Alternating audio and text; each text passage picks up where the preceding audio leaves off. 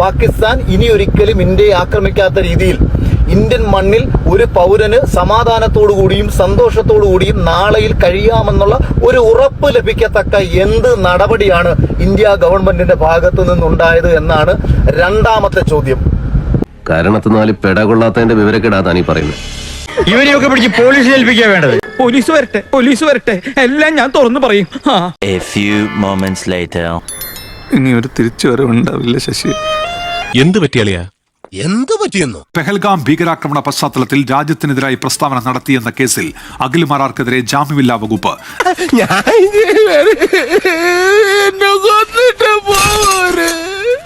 ദേശദ്രോഹം ചുമത്തിയാണ് എഫ്ഐആർ. ബിജെപിയുടെ പരാതിയിലാണ് കൊട്ടാരക്കര പോലീസ് കേസെടുത്തത്.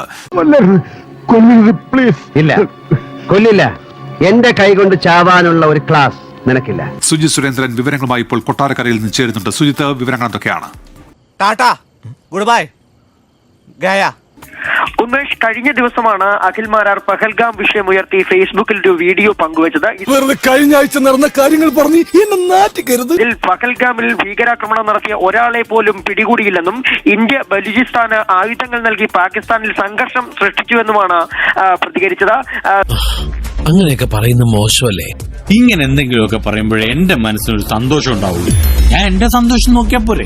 കൂടാതെ സാധാരണക്കാരായ പാകിസ്ഥാനികളെ കൊല ചെയ്തുവെന്നും മറ്റൊരു കരുത്തരായ രാജ്യത്തിന്റെ അടിമകളായി ആത്മാഭിമാനമില്ലാത്തവരായാണ് നമ്മുടെ ഭരണാധികാരികളും സേനയും നിലകൊള്ളുന്നതെന്നുള്ള വിമർശനമാണ് അഖിൽ മാരാർ വീഡിയോയിൽ പറഞ്ഞത്.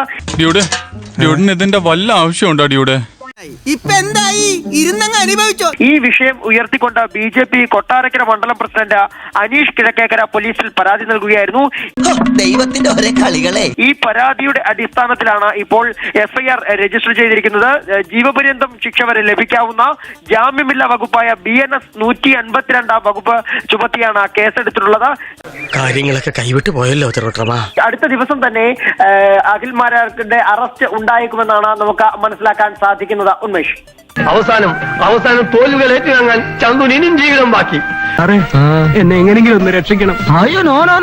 അവനവന്റെ കയ്യിലിരിപ്പിന്റെ ഗുണം അവനവൻ തന്നെ അനുഭവിച്ചു തരണം. താൻ നിരന്തരം ചെയ്യുന്ന കർമ്മങ്ങൾ താൻ അനുഭവിച്ചിടുക.